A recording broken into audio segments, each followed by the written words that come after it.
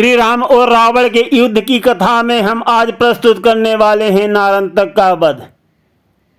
हनुमान जी रावण का वध करके पातालपुरी से श्री राम और लक्ष्मण जी को लेकर के रामादल में पहुंच गए हैं और श्री राम जी का दरबार लगा हुआ है और रावण से युद्ध पर चर्चा हो रही है।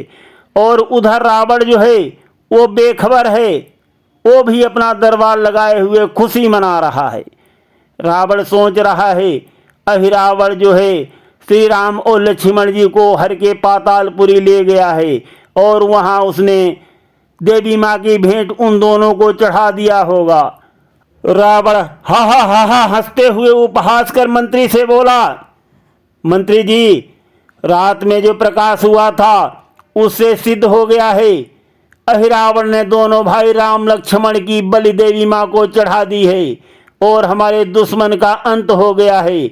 मेरी लंका नगरी में घर घर ढिंडोरा पिटवा दो, खुशियाँ मनाई जाएं, दिवाली मनाई जाए, चारों तरफ आनंद ही आनंद छाया है। आज हमारी जीत हुई है। राम और लक्ष्मण रावण से टकराने चले थे और रावण से टकराने वाले का यही हाल होता है। चारों तरफ मेरी जीत का डंका बज रहा है। रावण की आज्ञा सुनकर दूत जो आज्ञा महाराज कहकर चला गया और लंका नगरी में घर घर खुशी मनाने की सूचना करवा दी। और इधर रावण की सभा में मटर गश्ती होने लगी। मटर गश्ती हो ही रही थी तब तक एक दूत जो है वो सूचना लेकर आ पहुंचा और महाराज रावण के पास गया। सिर झुकाकर बोला, अनर्थ हो गया महाराज, अनर्थ हो गया। रावण आश्चर्यचकित से होकर बोला, मूर्ख, ऐसे शुभ अवसर पर कैसी अशुभ बातें करता है, क्या हो गया? दूत बोला, महाराज अहिरावण मारे गए हैं। रावण चौंक कर बोला, अहिरावण मारे गए? किसने मारा उनको, किसने मारा? दूत बोला, श्री रामदूत हनुमान जी ने अहिरावण का वध कर दिया। रावण बिलक बिलक कर अपना सिर धुनने लगा, अफसोस करने लगा, बिलखने लगा और कहने लगा, हमारी लंका नगरी में अब कोई योद्धा नहीं बचा है और ये कैसे हो गया? क्या हो रहा है मेरे साथ? पता नहीं क्या हो रहा है।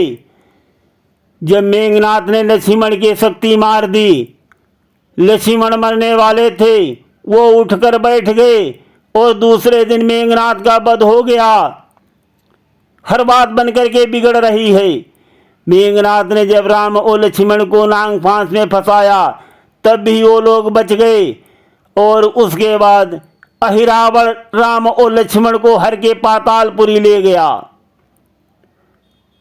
उनकी बलि वो नहीं चढ़ा पाया, वो दोनों भाई बच गए, उल्टा अहिरावण का ही वध हो गया। क्या हो रहा है मेरे साथ? हर चीज बनकर के बिगड़ रही है। रावण बहुत व्याकुल और दुखी होता है, कहता है अब मेरे पास लंका में कौन सा योद्धा बचा है जिसको मैं लड़ने के लिए भेजूं? कुंभकर्ण और मेघनाथ जो लंका की शान थे वो सब मारे गए, अहिरावण भी मारा गया, अब किसको मैं लड़ने के लिए भेजूं? रावण बहुत दुखी होता है। रावण को दुखी देख करके उसका सचिव जो है रावण के सामने आता है और शीश झुकाकर कहता है, हे दानव कुलराज, धैर्य धारण करो। हे दानव कुल के स्वामी, मन में धैर्य धारण करिए और निराश न होइए। सचिव की बात को सुनकर रावण कहता है, अब हमारे कुल में कौन सा योद्धा है, किसके भरोसे मैं धैर्य धारण करूं?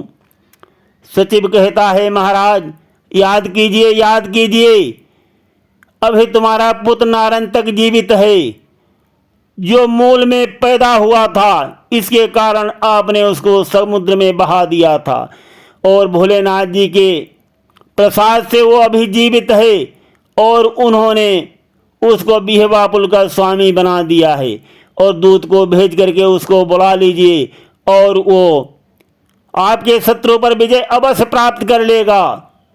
और ये कहकर मंत्री ने सिर झुका करके कहा, महाराज विचार कीजिए, आपका पुत्र नारंतक बहुत बलवान है, वो बिहवापुल में राज कर रहा है। सचिव की बात को सुनकर रावण बहुत खुश हो जाता है, कहता है, अति उत्तम, बहुत अच्छा, बहुत सही तुमने खूब याद दिलाया और मेरे सच्चे हितैषी होने का स्मरण मुझे करा दिया। अच्छा, किसी दूत को बुलवाओ और नारंतक के पास मेरा संदेश भिजवाओ। सचिव जो है शीश नवाकर कहता है, जो आज्ञा महाराज। और धूमकेतु जो बड़ा चतुर और वीर है, यदि उसे भेज दिया जाए तो कैसा होगा? रावण बोला, अति उत्तम। और द्वारपाल को भेज करके धूमकेतु को बुलवाता है। धूमकेतु प्रवेश करके सिर नवा करके कहता है, महाराज की जय हो। सेवक को क्या आज्ञा है?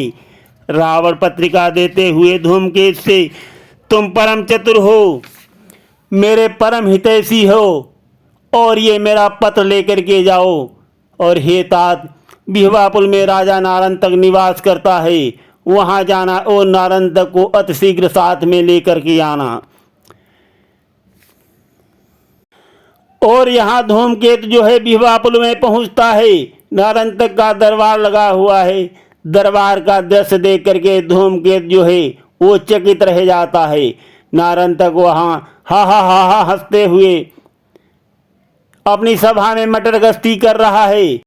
अपने यश का बखान करते हुए अपने मंत्री से कह रहा है कि मेरा सारा संसार लोहा मानता है, मेरे पास अस्त्रों का उच्च भंडार है और धन की भी कोई कमी नहीं है। मेरी धाक जो है सुरलोक तक जमी हुई है और सभी जो है मेरा नाम बहुत मान सम्मान के साथ लेते हैं। नारंतक मंत्री नारंतक की बात को सुनकर कहता है, यथार्थ है महाराज, सच है महाराज। तब तक द्वारपाल प्रवेश करके शीश नवाकर कहता है, महाराज की जय हो। लंका का राजदूत आया है, जो श्रीमान के नाम से कोई संदेश लाया है। नारंतक बोला, अच्छा अच्छा, आने दो उसको। और द्वारपाल जो है रावण के दूत धूमकेतु को लेकर के नारंतक के पास जाता है। नारंतक जब प्रवेश करके वहाँ पहुँचता है तो शीश झुका कर कहता है, महाराज की जय हो। और पत्र देते हुए, लंकापति महाराज रावण ने मुझे भेजा है और आपके नाम का ये पत्र दिया है। नारंतक, हाँ हाँ मैंने सुना है, लंका के रावण हमारे पिताजी हैं, कहो सब कुशल तो है, कैसे आना हुआ? धूमकेतु बोला, कुशल कहाँ है महाराज, आजकल लंका नगरी पर बड़ी आफत आई हुई है, शत्रु की सेना चारों ओर से मंडरा रही है। नारंतक कहता है, अरे ऐसा कैसे हो गया? क्या कहा? शत्रु सेना लंका पर मंडरा रही है? कौन ऐसा मूर्ख है जिसने लंका पर चढ़ाई कर दी? धूमकेतु बोले, महाराज ने पत्र में सब कुछ लिख दिया है और आपको साथ ले आने को कहा है। तो नारंतक जो है रावण की पत्री अपने मंत्री को थमा देता है और कहता है कि मुझे पढ़ करके सुनाओ।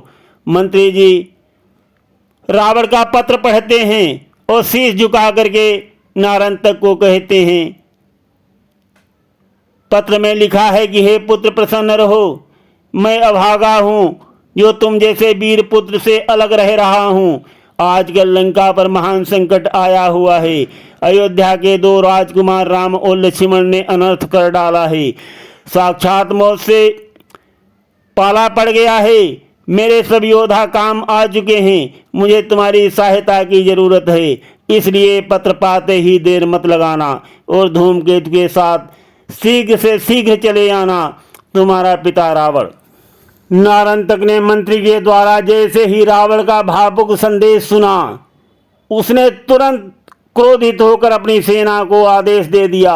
मंत्री से कहा कि सेना को शीघ्र सजा करके युद्ध के लिए लंका की तरफ प्रस्थान करो और मैं भी तैयार हो रहा हूं।